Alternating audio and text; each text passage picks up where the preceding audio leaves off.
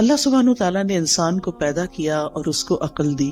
اس عقل کی وجہ سے انسان نے اس زمین میں بہت سی چیزوں کو ایکسپلور کیا اور دنیا میں زندگی گزارنے کے اس نے بہت سے طریقے سیکھے.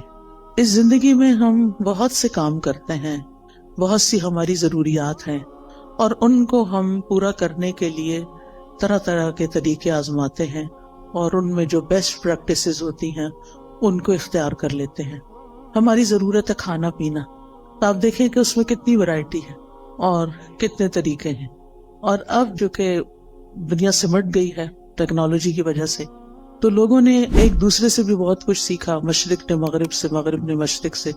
جس ملک میں بھی جائیں ہر طرح کے کھانے اویلیبل ہیں. اسی طرح لباس کے معاملے میں، اسی طرح ہاؤسنگ کے معاملے میں، یعنی بہت ساری چیزیں ہیں جو انسانوں نے اپنی عقل استعمال کر کے، اپنی صلاحیتوں کو استعمال کرتے، ترقی کرتے کرتے اپنی صرف ضروریات نہیں بلکہ اپنی خواہشات کو بھی پورا کرنے کے بہت سے طریقے نکال لیے ہیں. اسی طرح انسان کا لباس ہے، انسان کے باقی زندگی کے کام کاج ہیں. لیکن اللہ سبحانہ تعالیٰ نے انسان کو صرف جسم نہیں دیا، اور صرف جسم کی ضروریات نہیں دی کہ جس میں انسان عقل استعمال کرے. انسان کو اللہ نے روح بھی دی ہے، اور اس کی اپنی ضروریات ہیں اور اس کے اپنے تقاضے ہیں. لیکن روح کی ضروریات پوری کرنے کے لیے اللہ سبحانہ تعالیٰ نے انسان کو صرف عقل کے حوالے نہیں کیا کہ وہ اپنی عقل سے سوچے کہ اس کو کیا کرنا چاہیے اور کیا نہیں کرنا چاہیے. پھر یہ بات بھی ہے کہ انسان اس دنیا میں اکیلا نہیں ہے. ہم کہیں بھی کسی آئی لینڈ پہ جا کے نہیں رہ سکتے، ہمیں انسانوں کے ساتھ رہنے کی ضرورت ہوتی ہے. پھر ان انسانوں کے ساتھ کیسے معاملہ کرنا چاہیے، ان کو ہم کیسے خوش رکھ سکتے ہیں، وہ ہمیں کیسے خوش رکھ سکتے ہیں. ہماری ان تمام ضروریات کو پورا کرنے کے لیے، یعنی ہماری روح کی ضروریات، ہماری انسانوں کے ساتھ معاملہ کرنے کی ضروریات، اور اسی طرح دیگر کچھ اور ضروریات بھی ایسی ہیں کہ جن کو انسان صرف اپنی عقل کی بنا پہ پورا نہیں کر سکتا. اس کے لیے اللہ سبحانہ تعالیٰ نے رسول بھیجے، ان پر کتابیں بھیجی. رسولوں نے انسانوں کو جینے کا ڈھنگ سکھایا، اچھے برے کا فرق بتایا، عقل کی رہنمائی کی، اور انسانوں کو خوشگوار زندگی بسر کرنے کا طریقہ سکھایا. عام طور پر انسان کی غلط فہمی رہی ہے، اور وہ یہ سمجھتا رہا ہے کہ اگر اس کی خواہشات پوری ہو جائیں گی تو اس کو ایک خوشگوار زندگی مل جائے گی، تو خوش ہو جائے گا. اسی لیے ہم دیکھتے ہیں کہ ہم اپنی خواہشات کی تکمیل میں بھاگ دوڑ کرتے ہیں، لیکن کچھ ہی عرصے کے بعد ہمیں پتہ چلتا ہے کہ جو کچھ ہم زندگی میں چاہتے تھے وہ سب کچھ تو مل گیا، پر دل اب بھی خوش کیوں نہیں؟ تو کس چیز کی کمی ہے؟ وہ اندر ایک ویکیوم سا کیوں ہے، ایک خلا کیوں ہے، ایک اداسی سی کیوں ہے، ایک بے اطمینانی اور بے سکونی سی کیوں ہے؟ وہ کیسے دور ہوگی؟ اس کے لیے انسانوں نے اپنے اپنے طریقے ایجاد کیے اور اپنے طریقوں سے اس ضرورت کو پورا کرنے کی کوشش کی، لیکن ناکام رہا. ہاں، اللہ کے وہ سمجھدار بندے جنہوں نے پیغمبروں کی بات کو مان لیا اور اس کے مطابق اپنی زندگی کو ڈھال لیا، اور اللہ سبحانہ تعالیٰ کو پہچان لیا اور اس کے بندے بن کے رہے، تو انہوں نے اپنی زندگی کو بھی خوشگوار بنا لیا. اور پھر انہوں نے یہ جان لیا کہ زندگی صرف یہ نہیں ہے، یہ تو ایک امتحان کے لیے، زندگی تو اس کے بعد شروع ہوگی. لہٰذا انہوں نے اس زمین پر وہ کام کیے کہ جس سے ان کی دنیا بھی سنورے اور عاقبت بھی سنورے. بہرحال آج میں کچھ وہ باتیں آپ سے کروں گی کہ جس سے آپ کو اس دنیا میں اچھی سی زندگی بسر کرنے کے کچھ اصول، کچھ ضابطے ہاتھ آئیں، تاکہ ہم یہاں بھی سکون سے زندگی بسر کر سکیں، اور بحیثیت مسلمان چونکہ ہمارا ایمان ہے کہ مرنے کے بعد ہم دوبارہ اٹھائے جائیں گے. جیسے اللہ تعالیٰ نے پہلی دفعہ پیدا کیا، اس کے لیے کچھ مشکل نہیں کہ وہ ہمیں دوبارہ بھی پیدا کر دے. یعنی دوبارہ کی زندگی کا ثبوت کیا ہے؟ پہلی دفعہ پیدا ہونا. یہ زندگی دلیل ہے اس بات پر کہ مرنے کے بعد ایک اور زندگی بھی ہو سکتی ہے، اور ہم سب دوبارہ اٹھائے جائیں گے. اور جب اٹھائے جائیں گے پھر اللہ تعالیٰ کے حضور پیش کیے جائیں گے، اور پھر ہمارے اعمال تولے جائیں گے، اور پھر اس کے مطابق ہمارا ٹھکانہ بنے گا. کچھ لوگ جنت میں جائیں گے، کچھ جہنم میں جائیں گے. جنت میں جانے والوں کے بھی درجات ہیں اور جہنم میں جانے والوں کے بھی درکات ہیں. عربی زبان میں درجہ کہتے ہیں جو اوپر کو چیز جاتی ہے، اور درک کہتے ہیں جو نیچے کو جاتی ہے، کہ ان المنافقین فی الدرک الاسفل، یعنی سب سے نچلے گڑھے میں منافق ہوں گے۔ تو کچھ لوگ جنت میں جو جائیں گے، جنت میں بھی ان کے درجات ہوں گے۔ جنت کے بارے میں ایک روایت میں آتا ہے کہ اس کے 100 درجے، کچھ لوگ پہلے درجے پہ ہوں گے، کچھ 20ویں پہ ہوں گے، کچھ 30ویں پہ، اور کچھ آخری جنت الفردوس میں ہوں گے۔ اور یہ درجات کس بنا پر ہوں گے؟ قرآن مجید میں آتا ہے لِكُلٍّ دَرَجَاتٌ مِّمَّا عَمِلُوا، ہر ایک کے درجات ہیں اس کے مطابق جو انہوں نے عمل کیے، یعنی جیسے عمل ہوں گے، جتنے عمل ہوں گے، اس کے مطابق درجہ ملے گا۔ دنیا میں بھی انسان جیسے جتنی کمائی کرتا ہے، محنت کرتا ہے، کام کرتا ہے، اتنا مال اکٹھا کر لیتا ہے۔ عمل کا بھی یہی حال ہے، جتنا انسان عمل کرتا ہے، کوشش کرتا ہے، اور اس کے مطابق پھر آخرت کے درجات کما لیتا ہے۔ اب یہ ہماری اپنی چوائس ہے کہ ہم اپنے لیے کیا چاہتے ہیں۔ بہرحال خوشگوار زندگی بسر کرنے کا پہلا اصول یہی ہے جو قرآن نے ہمیں دیا ہے کہ انسان عمل صالح پر، نیک کاموں پر، خیر کے کاموں پر توجہ کرے اور ان کو بجا لانے کی کوشش کرے۔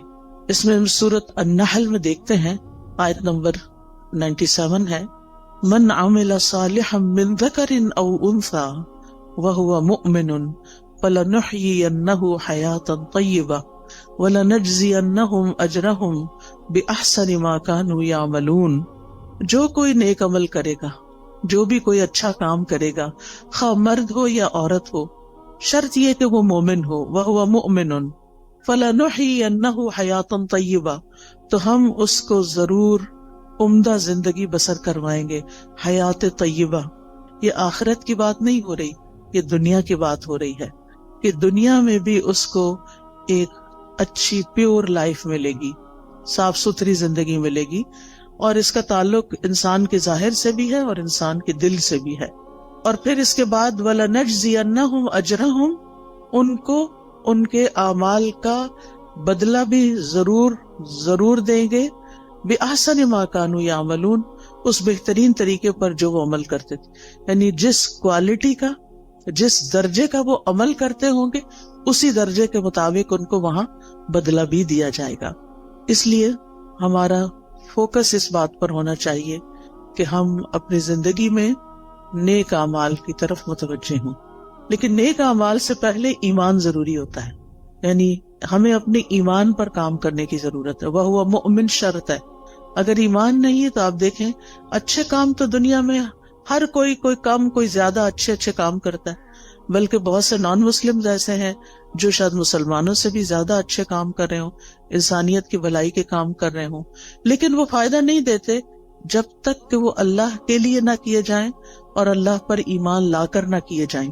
ایون مسلمان بھی اگر کوئی اچھا کام کرتا ہے لیکن اللہ کے لیے نہیں کرتا تو اس کا فائدہ نہیں ہوتا اس کو۔ اگر وہ اپنا کام دکھاوے کے لیے کر رہا ہے، دوسروں کو خوش کرنے کے لیے کر رہا ہے، تو اس کا وہ فائدہ نہ ہوگا۔ لہذا پہلا کام کیا کرنا ہے ہمیں کہ ہمیں اپنے ایمان پر کام کرنا ہے۔ ہمیں دیکھنا ہے کہ ہمارا ایمان کس کس چیز سے بڑھتا ہے اور کس کس چیز سے بڑھے گا۔ لہذا بہت ضروری ہے کہ ہم وہ کام کریں جس سے ہمارا ایمان بڑھے۔ اس میں آپ دیکھیں کہ ہم میں سے ہر شخص اپنے دل کی کیفیت کو تو سمجھتا ہے، ہم میں سے ہر ایک کو پتا ہے کہ کس کام کے بعد میری اندر کی فیلنگز اچھی ہو جاتی ہیں، میری اللہ سے محبت بڑھ جاتی ہے، مجھے لوگوں سے کوئی شکوے شکایت نہیں رہتے، مجھے صبر کرنا آ جاتا ہے، مجھے شکر کرنا آ جاتا ہے، مجھے لوگوں کے رویوں سے بے نیازی آ جاتی ہے، دنیا کے غم ہلکے ہونے لگتے ہیں۔ وہ کون سی چیز ہے؟ اس راز کو پائیں۔ جس نے اس راز کو پا لیا وہ کامیاب ہو گیا، کیونکہ بہت سے لوگ بھٹکتے رہتے ہیں اندھیروں میں، سب کچھ جاننے کے باوجود بھی ان کو یہ نہیں پتا چلتا کہ ان کے دل کا چین، سکون، اطمینان، خوشی کس چیز میں ہے۔ سب کچھ ہوتے ہوئے بھی وہ پریشان کیوں رہتے ہیں، سب کچھ ہوتے ہوئے بھی کسی چیز کی کمی کا احساس کیوں رہتا ہے۔ لہٰذا ہم میں سے ہر ایک کو مختلف چیزیں ٹرائی کرنی چاہیے۔ تجربہ کرنا چاہیے. وہ کون سی بات ہے، وہ کون سا کلام ہے، وہ کون سی مجلس ہے، وہ کون سا انسان ہے، وہ کون سی محنت اور کوشش ہے کہ جس کے بعد مجھے ایک سیٹسفیکشن نصیب ہوتی ہے. اور جس چیز کے بعد آپ کو ملے اس چیز کو پھر دوبارہ دہرانا چاہیے. وہ قرآن مجید کا پڑھنا بھی ہو سکتا ہے، وہ اللہ کا ذکر بھی ہو سکتا ہے، وہ بندوں کی خدمت بھی ہو سکتی ہے. اگر یہ سارے کام اللہ کی خاطر ہو رہے ہوں، کسی کو دکھانے کے لیے نہ ہو رہے ہوں، وہ صدقہ خیرات بھی ہو سکتا ہے. نبی صلی اللہ علیہ وسلم نے فرمایا کہ تم آگ سے بچو خواہ کھجور کا ایک ٹکڑا، یعنی پوری کھجور بھی نہیں، بشق تمرہ. شق کہتے ہیں یعنی اگر جب اس کو دو حصوں میں توڑا جائے تو وہ ہر دو حصہ شق جانب، یعنی اس کا ایک پیس جو ہے کھجور کا ایک پیس، اندر تو گٹلی ہوتی، اگر وہ پوری کھجور بھی نہیں دے سکتے، آدھی کھجور دے کے بھی تم اس کو پا سکتے ہو، یعنی آگ سے بچ سکتے ہو. تو ایسا ضرور کرو. کہنے کا مطلب یہ ہے کہ ہم اپنی زندگی میں صرف اپنی خواہشات کی تکمیل نہ کر رہے، صرف اپنی خواہشات کے پیچھے نہ دوڑتے رہیں، بلکہ ان کاموں کے پیچھے جائیں خواہ ان میں محنت لگتی ہو، خواہ ان میں تکلیف ہوتی ہو، خواہ ان میں کچھ قربانی کرنی پڑتی ہو، لیکن اس کے نتیجے میں ہمیں سکون قلب حاصل ہوتا ہو. امام ابن تیمیہ نے کہا تھا کہ انسان کے لیے ایک جنت دنیا میں ہے اور ایک آخرت میں ہے.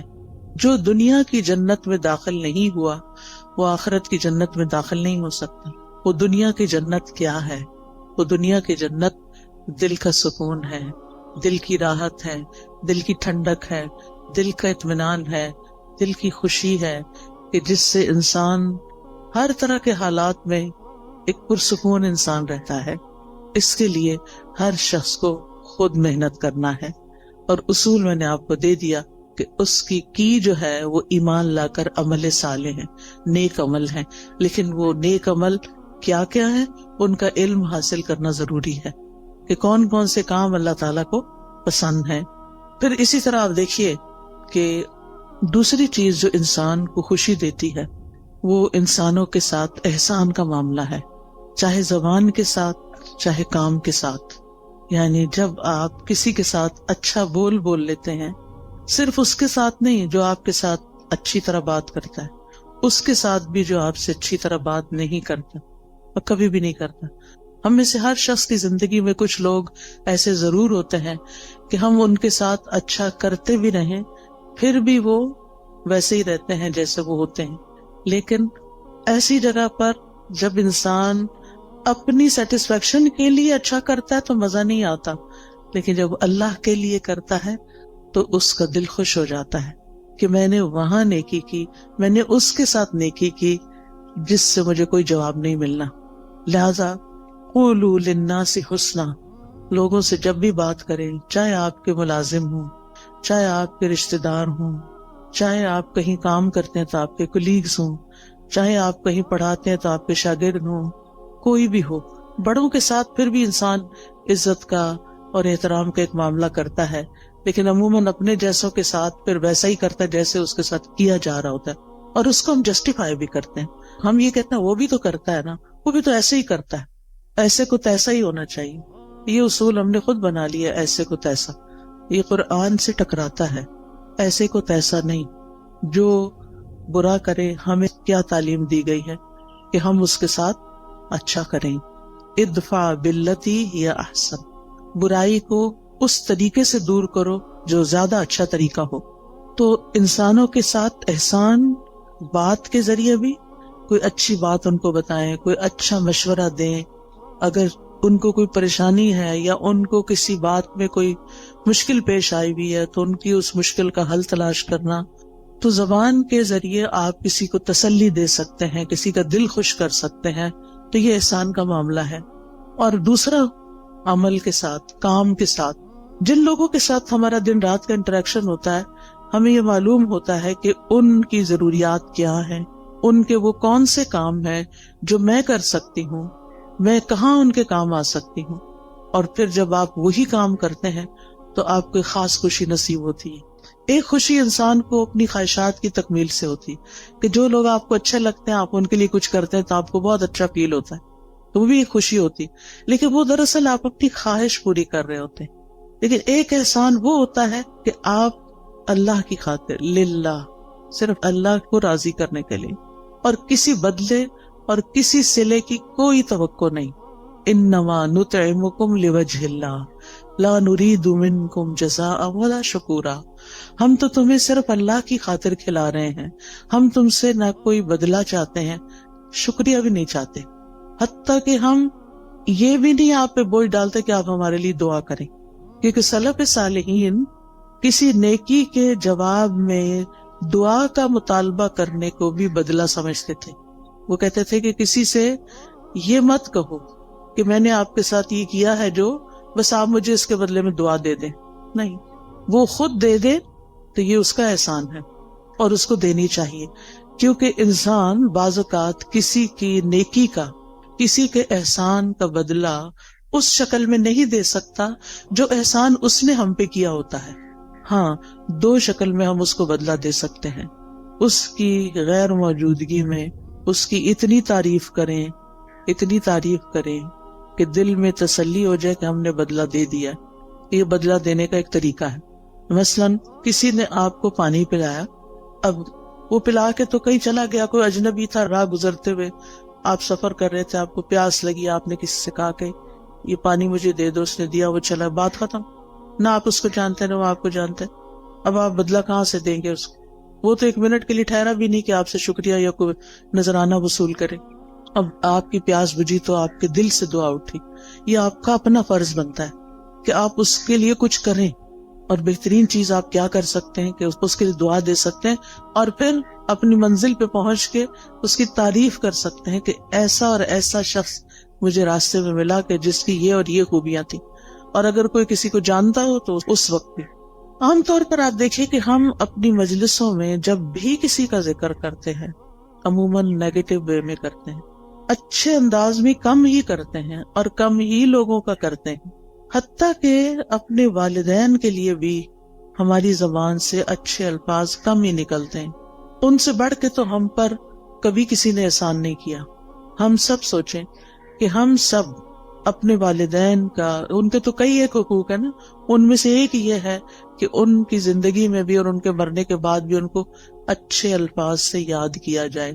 ہم جب بہن بھائی آپس میں مل کے بیٹھتے ہیں تو اپنے والدین کی کتنی خوبیاں بیان کرتے ہیں، یا اپنے دوستوں میں بیٹھتے ہیں یا ان کے دوستوں کے ساتھ بیٹھتے ہیں تو ان کی کتنی نیکیاں یا کتنے احسان ہمیں تو یاد بھی نہیں رہتا، ہم تو دیکھتے بھی نہیں کہ یہ احسان ہے ان کا. پھر اسی طرح اور لوگ ہوتے ہیں ہماری زندگی میں جنہوں نے ہم پہ احسان کیا ہوتے ہیں. کوئی نانی دادی ہوتی ہے، کوئی اور ٹیچر ہوتی ہے، کوئی رشتہ دار ہوتی ہے، کئی لوگ ہوتے ہیں نا. ایک انسان جب گرو کرتا ہے، بڑا ہوتا ہے، تو کئی لوگوں کا اس میں ہاتھ ہوتا ہے. آپ تنہا کچھ بھی نہیں ہیں. آج ہم جو کچھ بھی ہیں اس میں بے شمار لوگوں کا تعاون ہے ہماری شخصیت کو بنانے میں، ہمیں کسی قابل بنانے میں کہ ہم بڑے ہو کر کچھ کرنے کے قابل ہو سکیں. اس میں اس شخص کا بھی ہاتھ ہے جس نے بچپن میں ہمیں انگلی پکڑ کے چلنا سکھایا تھا، ہمیں دانت صاف کرنے سکھائے تھے. بعض اوقات وہ مدر ہوتی ہے، بعض اوقات وہ مدر کی کوئی ہیلپر ہوتی ہے. کتنے بے شمار لوگوں کا ہم پر احسان ہے. ہم سوچے کہ ہم نے اپنے محسنین میں سے کتنے محسنوں کو اچھے لفظوں میں کبھی یاد کیا. اور آپ دیکھیں کہ ہمارے منہ سے جو لفظ نکلتے ہیں نا، ان کا سب سے پہلے براہ راست امپیکٹ خود ہمارے اپنے اوپر پڑتا ہے. جب ہم اچھی بات کرتے ہیں تو اس کا اچھا اثر خود اپنے اوپر پڑتا ہے، آپ اپنا دل خوش ہوتا ہے. اور جب ہم کسی کی بری بات کرتے ہیں یا سنتے ہیں تو اس کا برا اثر آپ کے اپنے اوپر بھی پڑتا ہے. یہ ہو نہیں سکتا کہ آپ اس سے پھر بچ جائیں، کہ آپ کسی کو کچھ سنا دیں. اور سے کوئی شخص کسی کو کوئی گالیاں دے رہا ہے تو یہ تو نہیں ہوتا کہ وہ اٹھا کے صرف اس پہ کچھ پھینک رہا ہے، وہ اپنے آپ کو اپنے کانوں کے ذریعے اپنے دل پہ بھی پھینک رہا ہے. تو ان احسنتم احسنتم لانفسکم، اگر تم اچھا کرو گے تو اپنی ذات کے لیے اچھا کرو گے. انسان جب اچھا کرتا ہے اپنے ہی لیے اچھا کرتا ہے. اسی طرح خوشگوار زندگی بسر کرنے کے لیے بڑا ضروری ہوتا ہے، ایک اچھی زندگی بسر کرنے کے لیے، کہ انسان کسی اچھے کام میں مصروف رہے. ایک تو وہ کام ہوتے ہیں نا جو ہمیں کرنے پڑ جاتے ہیں، جو مجبوری سے ہم کرتے ہیں، ہمارے اوپر وہ ڈال دیے جاتے ہیں. مثلاً آپ بیٹی ہیں، گھر میں رہتی ہیں، تو آپ کی والدہ نے آپ کو کچھ کام کہہ دیے کہ یہ تم نے کرنے. جیسے ہم اپنے بچوں کے ساتھ کرتے ہیں، کچھ کام بیٹے کے ذمہ، کچھ بیٹی کے ذمہ، کچھ وہ تو کرنا ہی ہے کہ آپ کا فرض بنتا ہے کہ آپ جس گھر میں رہتے ہیں، جہاں سے آپ سارے فائدے اٹھاتے ہیں، وہاں آپ پے بیک بھی کریں، کچھ نہ کچھ واپس لوٹائیں، کچھ نہ کچھ اس گھر کی خیر خواہی کریں. لیکن یہ کافی نہیں ہے، یہ تو فرض کے درجے میں ہے نا. جو احسان ہوتا ہے نا وہ فرض سے آگے کی چیز ہوتی ہے، ٹھیک ہے نا. مثلاً حدیث سے جبریل میں احسان کی تعریف کیا کی گئی ہے؟ ان تعبد اللہ کأنک تراہ. اب اس میں آپ دیکھیں دو حصے ہیں. ان تعبد اللہ ایک حصہ ہے جو ہم سب کرتے ہیں، کأنک تراہ دوسرا حصہ جو احسان کا درجہ ہے. اگر آپ یہ نہیں کرتے کأنک تراہ تو آپ صرف عبادت کریں، فرض پورا کریں، ہو گیا. لیکن احسان کے درجے کو نہیں آپ پہنچے. احسان کے درجے کو وہ پہنچتا ہے جو اسے خوبصورت انداز میں نبھاتا ہے. تو اس میں آپ دیکھیے کہ ہم سب اپنی زندگی میں کوئی نہ کوئی ایسا مقصد رکھیں، کوئی نہ کوئی ایسی چیز کریں جو ہمارے روز مرہ کے فرائض سے آگے کی چیز ہو. اس میں ہم کوئی علم سیکھنے کی بات کر سکتے ہیں، کوئی سکھانے کی کر سکتے ہیں، کوئی ایسا ہنر اللہ نے آپ کو دیا ہے کہ جس سے آپ خلق خدا کو کوئی فائدہ پہنچا سکتے ہیں. اور جو لوگ اپنی جوانی میں مصروف زندگی گزارنا سیکھ لیتے ہیں، اپنے وقت کو لغو اور فضول بیکار باتوں سے بچا کر اچھے کاموں میں لگاتے ہیں، ان کا بڑھاپا بڑا خوشگوار ہوتا ہے. میں نے مختلف لوگوں کے بڑھاپے دیکھے ہیں، کچھ کے انتہائی مزریبل کہ رو رو کے انہوں نے وقت کاٹا زندگی کا آخری، اور کچھ کا انتہائی خوشگوار، جن میں سے الحمدللہ میری اپنی والدہ محترمہ تھی. ہم 12 بہن بھائی تھے، انہوں نے 13 بچے جنم دیے، 13واں فوت ہو گیا تھا، لیکن 12 انہوں نے پال کے جوان بڑے کیے اور ان کی تربیت کی، اور وہ ساری زندگی انتہائی مصروف رہی انہی بچوں کی پیدائش اور پرورش اور تعلیم اور شادی اور ان سب چیزوں میں. لیکن اللہ سبحانہ وتعالیٰ نے ان کو کچھ لمبی زندگی دے دی کہ جب وہ 60s کے بعد ان سب کے فرائض سے فارغ ہوئی تو انہوں نے نئے سرے سے تعلیم حاصل کرنا شروع کر دی. انہوں نے باقاعدہ داخلہ لے کے الہدا میں تعلیم القرآن میں کورس کرنا شروع کیا، نوٹس بنانے شروع کیے، ٹیسٹ دینے شروع کیے. اسٹوڈنٹس کے ساتھ اتنے ہمبل طریقے سے بیٹھتی تھی کہ جیسے وہ بھی ایک اسٹوڈنٹ ہے، یونیفارم پہنتی تھی، اور بچیوں کے ساتھ ایسی دوستی رکھی ہوئی تھی جیسے کسی اپنے ہم عمر کے ساتھ ہوتی.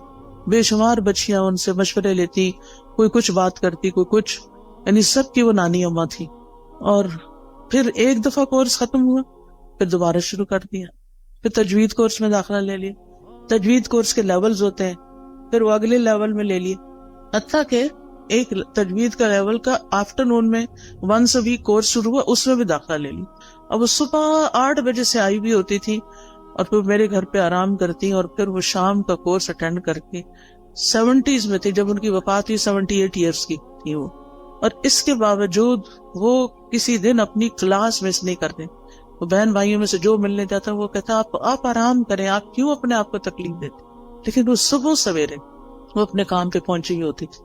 اور جس دن وہ بیمار ہوئی ہیں اس سے ایک دن پہلے بھی وہ اپنی کلاس میں آئی ہیں اور اپنا سارا دن وہاں پورا کیا ہے، اور شام کو کسی کو ملنے کے لیے بھی گئی ہیں، اور پھر اگلے دن صبح اٹھی ہیں تو ان کو تکلیف شروع ہوئی ہے جس میں ان کی ڈیتھ 2-3 دن کے بعد ہو گئی.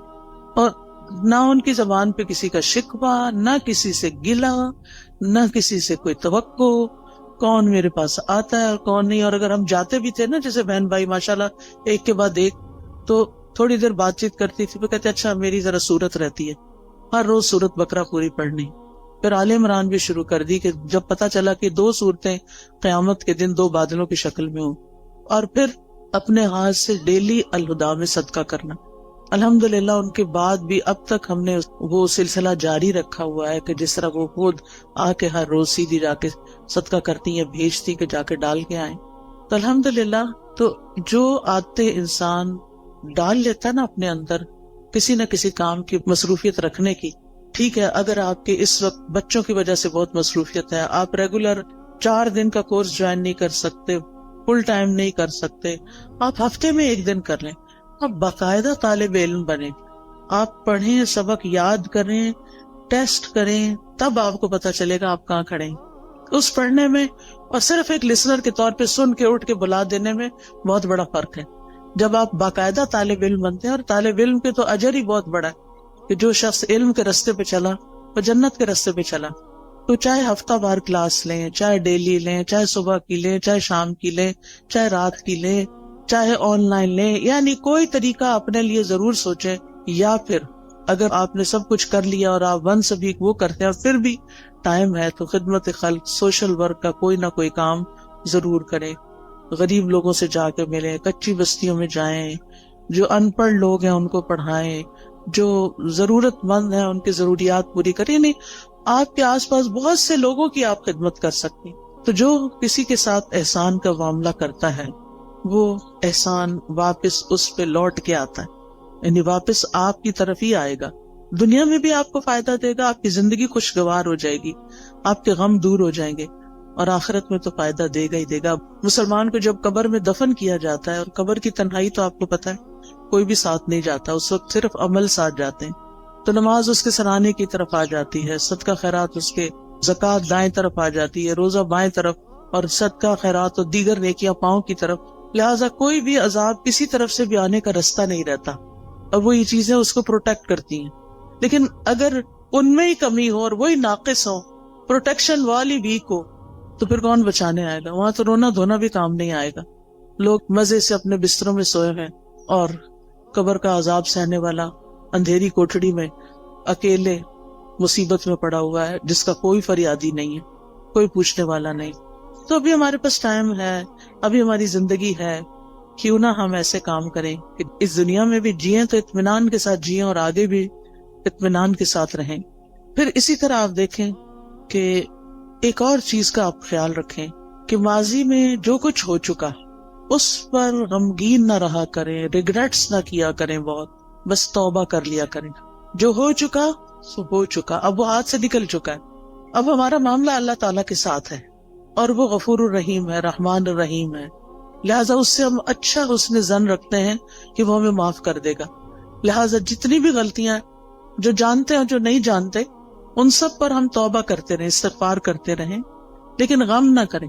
کیونکہ بعضوں کا شیطان انسان کو غمگین رکھتا ہے. وہ کیا چاہتا ہے کہ انسان اسی طرح الجھتا رہے اپنے غموں میں اور کچھ نہ کرے. تو آپ نے اس کے پھندے میں نہیں آنا. اس نے کہنا کہ میرا معاملہ اللہ کے حوالے ہے، مجھے اپنے رب سے اچھی امید ہے. اور حدیث میں ہمیں کیا تسلی دی گئی ہے کہ اللہ اپنے بندے کے ساتھ کیسا معاملہ کرتا ہے، جیسا وہ اس کے بارے میں گمان کرتا ہے. اسی طرح مستقبل کا ہم غم فکر بھی نہ کیا کریں. میں ہمیشہ سوچتی ہوں جس رب نے اب تک پالا ہے، اب تک سنبھالا ہے، آگے بھی وہی رب ہے. جس چیز کے بارے میں بھی فکر آنے لگتی ہے، میں اپنے مائنڈ کے اندر اس چیز کو ایسے ریپ کرتی ہوں، اور پھر میں کہتی ہوں اللہ تعالیٰ یہ آپ کے حوالے. جیسے موسیٰ علیہ السلام کی والدہ نے موسیٰ علیہ السلام کو ریپ کیا اور باسکٹ میں ڈالا اور دریا کی نظر کیا اور کہا یہ آپ کے حوالے. ایسے ہی امیجنیشن میں جو چیز بچوں کے بارے میں فکر ہے تو ان کو بھی اسی طرح ریپ کر کے اللہ کے حوالے کر دیا کریں. میں باقاعدہ بولتی ہوں یہ لفظ، اللہ آپ نے موسیٰ علیہ السلام کی جیسی حفاظت کی تھی ایسے ہی میرے بچے کی آپ حفاظت کریں. یوسف علیہ السلام کا جو ماحول تھا سارا، وہ کیسا تھا؟ مصر میں کسی اسلامی ماحول میں تھے، کسی اسلامی اسکول میں جا رہے تھے، یا کسی اسلامی درسگاہ میں تھے، یا کسی مسجد میں بیٹھے رہتے تھے. وہاں تو مسجد نام کی کوئی چیز نہیں تھی، وہاں تو کچھ نہیں تھا ان کے پاس. ہر طرف برائی کے مواقع تھے. کس نے حفاظت کی؟ اللہ نے حفاظت کی. ہر وقت بچوں کے لیے پریشان نہ رہا کریں. آپ کہا کریں کہ اللہ میں نے ان کو تیرے حوالے کیا، آپ نے یوسف علیہ السلام کی حفاظت کی تھی، آپ میرے بچے کے ایمان اور دین کی بھی حفاظت کریں، اور اللہ کرے گا. تو جس چیز کے بارے میں آپ فکر کرتے ہیں نا، اس کے لیے اپنی تدبیر ضرور کریں، کوشش کریں، محنت کریں. لیکن ہر چیز ہمارے ہاتھ میں نہیں ہے، اللہ کے ہاتھ میں ہے. اور اللہ کا جب اذن ہوتا ہے تو وہ چیز ہو جاتی ہے. انما امرہ اذا اراد شیئا ان یقول لہ کن فیکون. تو اس طرح اپنے بوجھوں سے آزاد ہوں تاکہ آپ شرح صدر کے ساتھ حال میں اس وقت جو کام کر رہے ہیں اس پہ فوکس کریں. مثلاً میں اگر اس وقت پڑھا رہی ہوں، کچھ سکھا رہی ہوں، اور میں غم لگا کے بیٹھی بھی ہوں کسی اور چیز کا، تو میں کوالٹی نہیں دے سکتی. آپ اگر یہاں بیٹھے ہوئے اور سوچ رہے ہیں کوئی گھر میں مسئلے کا، تو آپ کا آدھا دل ادھر ہے آدھا ادھر ہے، آپ ڈیوائیڈڈ ہیں، آپ انجوائے نہیں کر سکتے. اس وقت آپ سب کچھ چھوڑ کے آئے ہیں، ریلیکس ہو جائیں، سکون سے بیٹھیں، اطمینان سے سنیں، اپنے لیے کچھ پک کریں، یاد رکھیں، ساتھ لے کے جائیں، اور اس کے مطابق زندگی بسر کریں تاکہ یہاں آنے کا کچھ فائدہ ہو آپ کو. تو اپنے سارے خیالات کو کیا کرنا ہے, اکٹھا کر کے اس نقطے پہ فوکس کرنا ہے جو آپ اس وقت کام کر رہے ہیں. پھر ایک اور چیز جو دلوں کو بڑا اطمینان دیتی ہے اور وہ ہے اللہ کا ذکر. اٹھتے بیٹھتے چلتے پھرتے ہر موقع کا ہمیں ذکر سکھا دیا گیا. آپ سیڑھی چڑھ رہے ہیں تو آپ اللہ اکبر کہیں, آپ اتر رہے ہیں تو سبحان اللہ کہیں, آپ کہیں انٹر ہو رہے ہیں تو بسم اللہ پڑھیں, آپ کہیں سے نکل رہے ہیں تو دعا پڑھ لیں, آپ گاڑی میں بیٹھے ہیں تو دعا پڑھ لیں, آپ گھر میں داخل ہوئے تو پڑھ لیں, آپ گھر سے نکل رہے ہیں تو پڑھ رہے ہیں, کھانا کھانے لگے تو آپ پڑھ لیں, کھانا کھا چکے ہیں تو دعا پڑھ لیں, آپ سونے لگے ہیں تو دعا پڑھ لیں, کوئی آ گیا ہے تو سلام دعا میں دعائیں ہیں. یعنی کون سی چیز ایسی ہے جس کے بارے میں ہمارے دین نے ہمیں رہنمائی نہیں دی اور ہمیں دعائیں نہیں سکھائی. ہمیں پتہ نہ ہو تو وہ الگ بات ہے. لہٰذا کثرت سے اللہ کا ذکر. قرآن مجید میں اللہ تعالیٰ اپنے مومن بندوں اور بندیوں کی صفت یہ بیان کرتے ہیں وَالذَّاكِرِينَ اللَّهَ كَثِيرًا وَالذَّاكِرَاتِ, کہ وہ کثرت سے اللہ کا ذکر کرنے والے ہیں, مرد بھی اور عورتیں بھی. اور اس کے علاوہ فارغ اوقات میں ڈرائیو کر رہے ہیں, آپ گھر کے کام کاج کر رہے ہیں, کھانا پکا رہے ہیں, لانڈری کر رہے ہیں, کلیننگ کر رہے ہیں, کچھ بھی کر رہے ہیں, آپ کی زبان اللہ کے ذکر سے تر رہے, کیونکہ اللہ تعالیٰ کا وعدہ ہے الا بذکر اللہ تطمئن القلوب. اور یہ بھی آتا ہے الذین آمنوا وتطمئن قلوبہم بذکر اللہ. وہ لوگ جو ایمان لائے ہیں, ایمان والے جو ہیں, ان کے ذکر اللہ کے ذکر سے ہی اطمینان پاتے ہیں. اگر ذکر کچھ لوگ کہتے ہیں ذکر بھی کرتے پر چین نہیں آ رہا, پھر اپنے ایمان پہ کام کریں, کیونکہ اللہ تعالیٰ نے ایمان والوں کی تو یہی صفت بیان کی کہ ان کو اللہ کے ذکر سے چین آ جاتا ہے, ان پہ یہ دوائی کام کر جاتی ہے. اور اگر آپ پر یہ دوائی کام نہیں کر رہی تو پھر دوائی کا قصور نہیں ہے, کچھ مشکل آپ کے اندر ہے, کیونکہ ذکر تیر بہدف نسخہ ہے. تیر بہدف کا مطلب ہوتا ہے نشانے پہ جا کے لگتا ہے, جس قسم کی آپ کو تکلیف ہو اس کا علاج ہے. پھر اسی طرح اپنی روزمرہ کی گفتگو میں اللہ کی نعمتوں کا ذکر شروع کر دیں, اللہ کی نعمتوں کو دیکھنا شروع کریں, چھوٹی چھوٹی باتوں پر شکر ادا کریں. مثلاً آپ واش روم میں جاتے ہیں, ٹیپ کھولتے ہیں, گرم پانی آتا ہے, صرف ہاتھ دھو کے وضو کر کے نہا کے باہر نہ نکلیں, بلکہ کیا کریں, دل ہی دل میں, ادھر اللہ کا ذکر تو نہیں ہم نے کرنا ہوتا واش روم میں کھڑے ہو کر, دل ہی دل میں کریں شکر ہے, شکر, لفظ شکر منہ سے نکالتے جائیں, شکر لفظ بولنا تو واش روم میں منع نہیں, شکر ہے, شکر ہے, شکر ہے. اسی طرح کوئی بھی اور چیز جو آپ کے گھر میں اللہ نے آپ کو سہولت دی ہوئی, مثلاً سردی ہے اور اللہ نے آپ کو ہیٹر جیسی نعمت دی ہوئی ہے, آن کرتے ہوئے آف کرتے ہوئے اللہ تیرا شکر ہے تو نے یہ نعمت دے رکھی ہے. کتنے ہی لوگ ایسے ہیں جن کے پاس یہ نعمت نہیں ہے, کتنے ہی لوگ ہیں جن کے پاس پورا لباس بھی نہیں ہے, ان کے پاس آپ جیسی رضائی بھی نہیں ہے, ان کے پاس جوتے بھی نہیں ہیں, جرابیں بھی نہیں ہیں, پورا کھانا بھی نہیں ہے. ہمیں تو سردی لگتی ہے, کہتے چائے کا کپ پی لو سردی ختم ہو جائے گی, یہ فلاں حلوہ کھا لو, فلاں کتنی سوغاتیں ہم نے بنائی ہوئی ہیں سردیوں کی اپنی سردی کو دور کرنے کے لیے. کیسی کیسی نعمتیں اللہ نے دی ہیں. یعنی صرف کھانے کی حد تک تھوڑی رہتے ہیں ہم سب کہیں نہ کہیں سے کچھ نہ کچھ بچا کے کر کے ہم اپنے لیے کچھ نہ کچھ ایکسٹرا بنا لیتے ہیں. کتنے لوگ ہیں جن کے پاس یہ سب کچھ, پھر بھی ہم روتے ہیں کیونکہ ہم شکر ادا نہیں کرتے.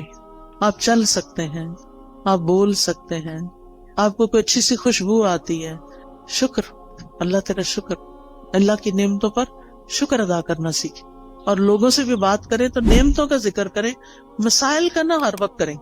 مشکل پتہ کیا ہے, ہم صرف مسائل کو ڈسکس کرتے ہیں, یہ مسئلہ پیش آ گیا, وہ مسئلہ پیش آ گیا, یہ مسئلہ حل نہیں ہوا, وہ مسئلہ حل نہیں. شوہر گھر آئے گا تو مسائل کی پٹاری کھل جائے گی, بچوں سے ملاقات ہوگی تو مسائل ہیں, کیوں ہر وقت مسائل کی باتیں کریں. مسائل جس وقت یاد آئے نا, دیر اینڈ دین دل ہی دل میں اللہ کو پکار لیا کریں, اللہ تعالیٰ یہ مسئلہ تو ہے, بس آپ حل کر دیں, سارے خزانے تیرے ہاتھ میں, آپ نہیں کرنا ہے. اور واقعی ہم نے خود تو کرنا نہیں ہوتا, کوشش ضرور کریں, لیکن بندوں کے پاس حال کوئی نہیں ہے. بندے آپ کی طرح یا آپ سے بھی زیادہ کمزور ہوتے ہیں. جن بندوں پہ ہم ریلائے کر رہے ہوتے ہیں وہ بعض اوقات ہم سے بھی کمزور ہوتے ہیں. اسی لیے اللہ تعالیٰ نے قرآن مجید میں ایک مثال دی ہے. اللہ کے سوا جنہوں نے اور سہارے بنا رکھے ہیں, اولیاء بنا رکھے ہیں, مددگار سمجھ رکھے ہیں, ان کی مثال مکڑی کی طرح ہے جو ایک گھر بناتی ہے، اور گھروں میں سب سے کمزور گھر مکڑی کا ہوتا ہے. اگر مثال کے طور پر کہیں مکڑی کا جالا لگا ہوا ہے اور آپ ذرا سلپ ہونے لگے، پکڑے ذرا جالے کو، سہارا دے گا آپ کو؟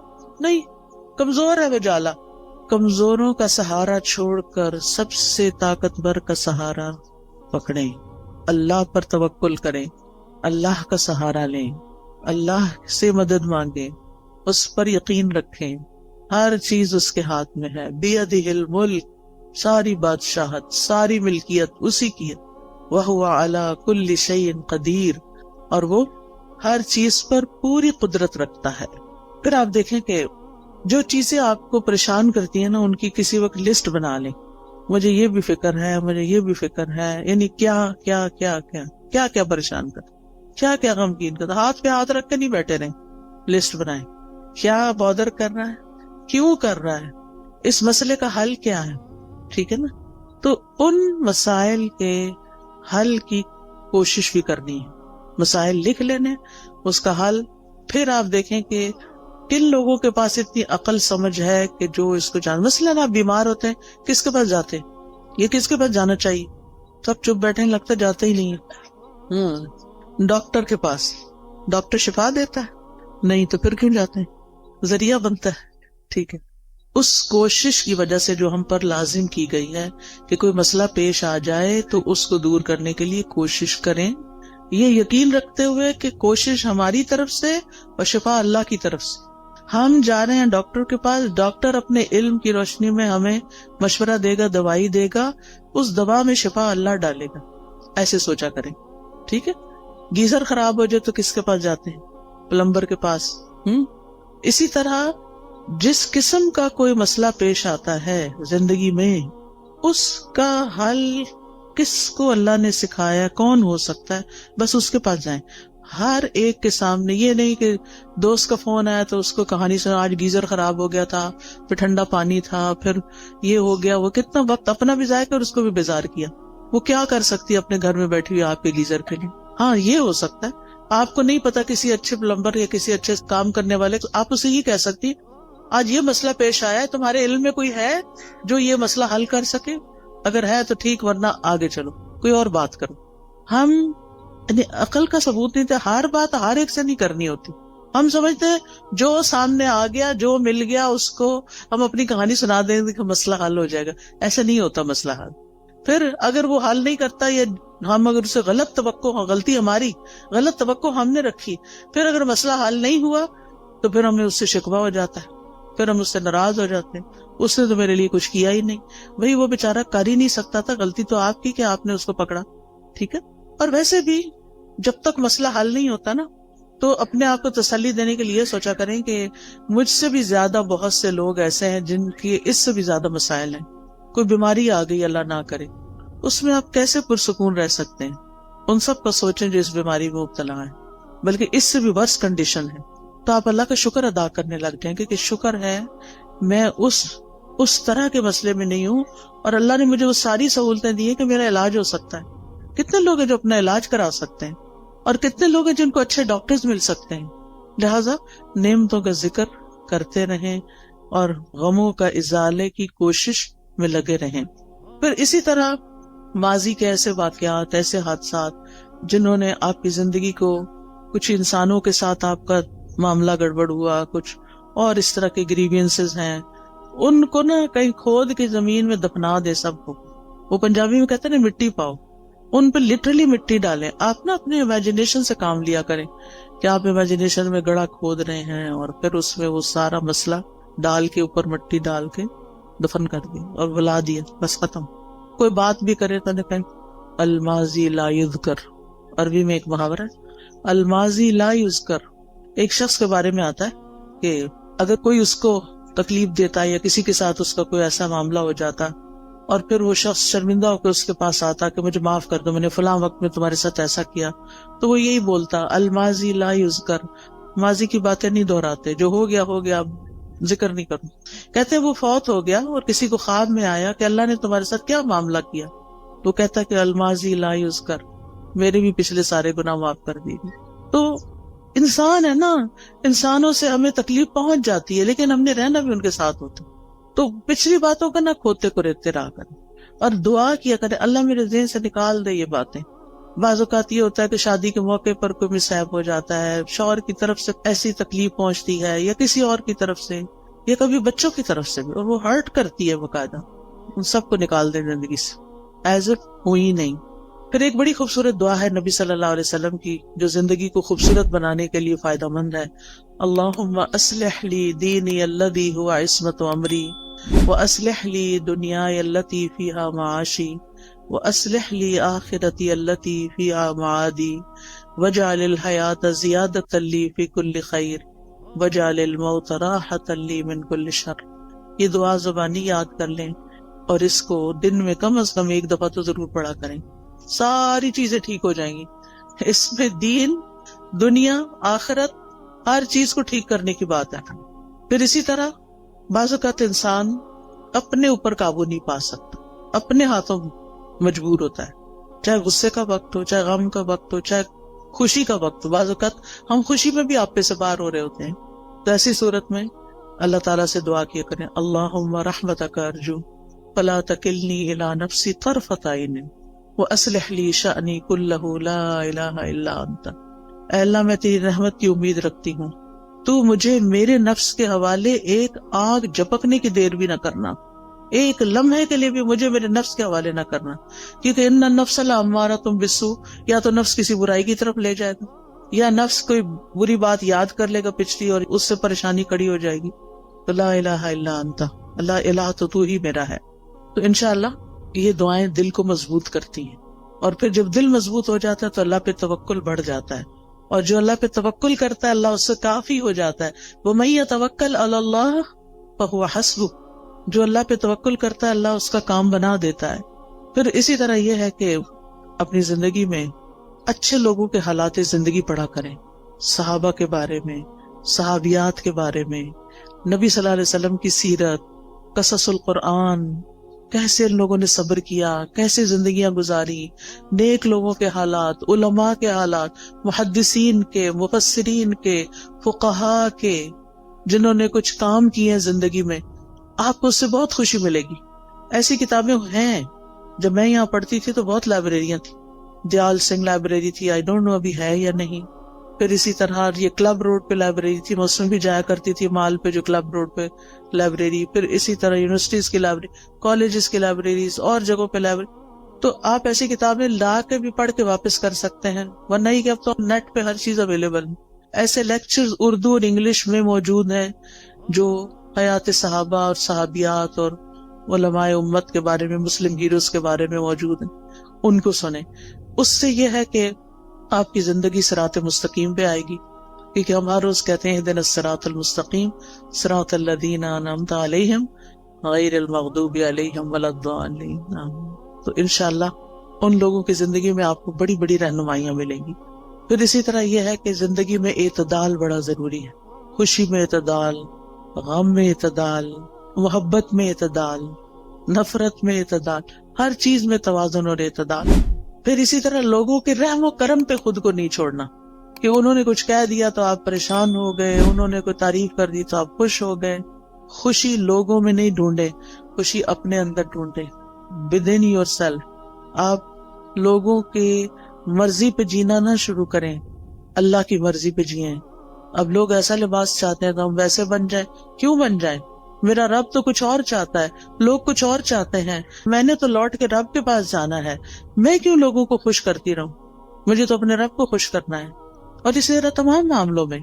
پھر آپ دیکھیے کہ جب آپ کوئی بھی ایسی چیز کریں گے یعنی جو رب کی مرضی کے مطابق ہوگی، رب کی مدد سے ہوگی، رب کی خاطر ہوگی، تو اس چیز میں برکت بہت ہو جائے گی. للہ و باللہ و علی اللہ، اللہ کے لیے، اللہ کی مدد سے اور اللہ پہ بھروسہ کرتے ہوئے. اور پھر یہ کہ اپنے اوپر ناجائز بوجھ نہ ڈالا کریں. مومن اپنے آپ کو ذلیل نہیں کرتا، ایسے فتنوں اور ایسے کاموں میں نہیں پڑتا کہ جن کا وہ بوجھ نہ اٹھا سکے. لہذا جذبات میں آ کے ایسے کام مت شروع کر دے کہ جن کو آپ 2 دن کر کے پھر تھک جائے اور کہ آپ میں نہیں کر سکتا. جو بھی کام شروع کرے بیبی سٹیپ لیں، چھوٹا چھوٹا کریں، پھر آگے بڑھتے جائیں. ورنہ بڑا بھی کام کرنا ہے نا، 1000 میل کا بھی سفر طے کرنا ہے تو 1 قدم سے شروع کریں. اور پھر پہنچ جائیں گے آپ اپنی منزل. لیکن زندگی میں چلتے رہیں, کچھ کرتے رہیں. اللہ تعالیٰ ہمیں اس کی توفیق عطا فرمائے. وآخر دعوانا ان الحمدللہ رب العالمین. تو آپ میں سے اگر کوئی کچھ بات کرنا چاہتا ہے تو یو آر موسٹ ویلکم. السلام علیکم استاد جی. وعلیکم السلام. میں پوچھنا چاہتی ہوں کہ آپ جو دعائیں ہمیں بتاتی ہیں, سکھاتی ہیں, تو یہ ہمیں کہاں سے ملے گی؟ ہم یاد کرنا چاہتے ہیں. جی 2 چیزیں ہیں. اچھا سوال کیا آپ نے, سب کا بھلا ہو جائے گا. مجھے نہیں معلوم یہاں کوئی اسٹال لگا ہوا یا نہیں, لیکن قرآنی اور مسنون دعائیں جو ہیں اور ایاک نستعین, اس کے اندر یہ دعائیں ہیں. اسی طرح اگر آپ کے پاس آئی فون یا اینڈرائیڈ ہے تو اس میں ایپ ہے دعائیں کے نام سے. آپ اگر الہدا انٹرنیشنل ٹائپ کریں نا سرچ میں جا کے, جہاں سے ایپس نکلتی ہیں, تو وہاں الہدا انٹرنیشنل ٹائپ کریں تو وہاں جتنی بھی ایپس ہم نے بنائی ہیں وہ ساری آ جائیں گی. اس میں قرآنی اور مسنون دعاؤں کی ایپ الگ بھی آ جائے گی, سونے جاگنے کی بھی آ جائے گی, اور ایک دعائیں کے نام سے ساری دعاؤں کو اکٹھا کر دیا گیا, وہ بھی آ جائے گی. وہ آپ ڈاؤن لوڈ کر لیں اپنے فون پر, اور جب آپ کا دل چاہے اس کو مارک کر لیں, بک مارک لگا لیں اور اپنی دعائیں پڑھتے رہیں. ٹھیک, اس میں فیوریٹ کا نشان بھی لگا سکتے ہیں. دعائیں تو بے شمار ہیں, جو مجھے ملی سب ڈلواتی گئی.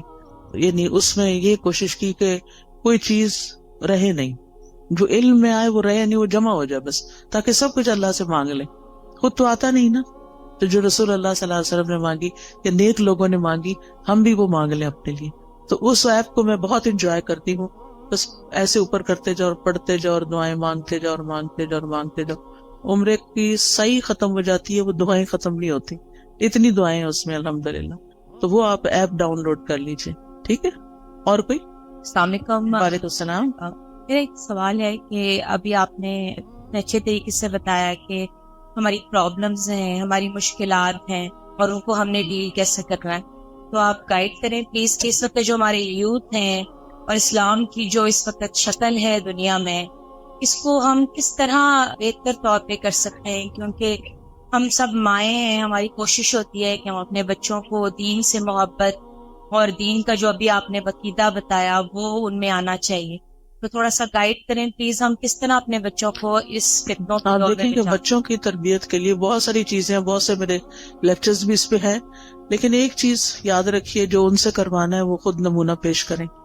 اگر ہم خود کر کے وہ دکھائیں گے ان کو, تو وہ بھی یقین کے ساتھ اس کو کریں گے, اور انشاءاللہ ہمارے کہنے میں بھی وزن ہوگا اور برکت ہوگی, اور انشاءاللہ وہ آگے بڑھ کے کریں گے. ہمیں سے ہر شخص اپنا اور اپنے سے آس پاس کے 10 لوگوں کا ذمہ لے لے کہ ان کی زندگیوں کو قرآن و سنت کے مطابق کرنا ہے, تو آپ دیکھیں کہ بہت جلدی امیج ٹھیک ہو سکتا ہے انشاءاللہ. اس میں کوئی ایسی چیز ہمارے پاس چھو منتر بالکل نہیں ہے کہ جس سے کچھ ہوگا. لانگ ٹرم کام کرنا پڑے گا. جیسے اگر آپ نے مثلا اپنا وزن کم کرنا ہو, کوئی دنیا میں ایسا نسخہ نہیں کہ آپ کوئی چیز کھا لیں اور آپ پتلے ہو جائیں. لمبے عرصے میں کام کر کے اپنا امیج ٹھیک کرنا پڑتا ہے. جی آپ کچھ کہنا چاہیں؟ ہمیں قرآن کی خود بھی تعلیم حاصل کرنی چاہیے. آپ کے آس پاس جو ہے اتنا اچھا سینٹر بنا ہوا ہے, تو اپنی زندگی کا کچھ وقت نکالیں اور یہاں سے آ کے سیکھیں, تاکہ آپ کو اندازہ ہو کہ قرآن آپ کو اپنے بچوں کی تربیت کے کون سے اصول سکھاتا ہے, تاکہ آپ وہ امپلیمنٹ کریں. تو اس کے لیے پہلے علم کا ہونا ضروری ہے. تو یہ پاس ہی آپ کا سینٹر ہے, اس میں ضرور بالکل کوئی آ کے پراپر اس کا انٹروڈکشن کروا دے, کہاں پر ہے. جی السلام علیکم ورحمۃ اللہ وبرکاتہ. جی یہ ہمارا جو سینٹر بنا ہوا ہے, اس میں آفٹرنون بچوں کی کلاسز ہو رہی ہیں, پورے 5 دن ہو رہی ہیں. تو ہم نے فری پک اینڈ ڈراپ بھی دیا ہوا ہے, تو اس میں آپ بچوں کو لائیں. بچے الحمدللہ سیکھ رہے ہیں, تو آپ بچوں کو ادھر کروائیں. تو اس لیے یہ سب نے جو 408 ای بلاک, تو آپ بچوں کو بھیجیں تو بچے انشاءاللہ سیکھیں گے. آپ لوگ خود بھی آئیں, عورتوں کے لیے بھی کورسز ہیں, بچیوں کے لیے بھی ہیں, اور شام کو جو ہے وہ بچوں کی کلاسز ہو رہی ہیں. تو یہ سوسائٹی سے بہت لوگ آ رہے ہیں, یہ کماہا سے آ رہے ہیں, جٹول سے آ رہے ہیں. تو آپ بچوں کو ادھر لائیں تو بچے انشاءاللہ سیکھیں گے. السلام علیکم. کسی کو اور تو نہیں کچھ کہنا؟ السلام علیکم. جی وعلیکم السلام. میں آپ سے بات کرنا چاہتی ہوں کہ آپ سسٹم کی بات کریں. اللہ تعالیٰ قرآن پاک میں حاکم سے مخاطب ہے, تو سسٹم کی بات نہیں آپ کرتی ہیں, آپ قرآن کی ساری باتیں. جی آپ صحیح کہتی ہیں. اللہ تعالیٰ نے قرآن مجید میں یا ایھا الذین آمنوا کہا ہے. بہت دفعہ ایمان والوں کو ہی خطاب کیا ہے, جس میں صرف حاکم نہیں ہوتے, سبھی ہوتے ہیں. اور جو کوئی بھی سسٹم بنتا ہے نا وہ انسان بناتے ہیں. اگر یعنی سسٹم کسی بلڈنگ کا نام نہیں ہے, سسٹم کسی دیوار کا نام نہیں, کسی مشین کا نام نہیں. سسٹم بنا بھی لیے جائیں تو ان کو امپلیمنٹ انسان کریں گے. کیا ہمارا ملک اسلام کے نام پر نہیں لیا گیا؟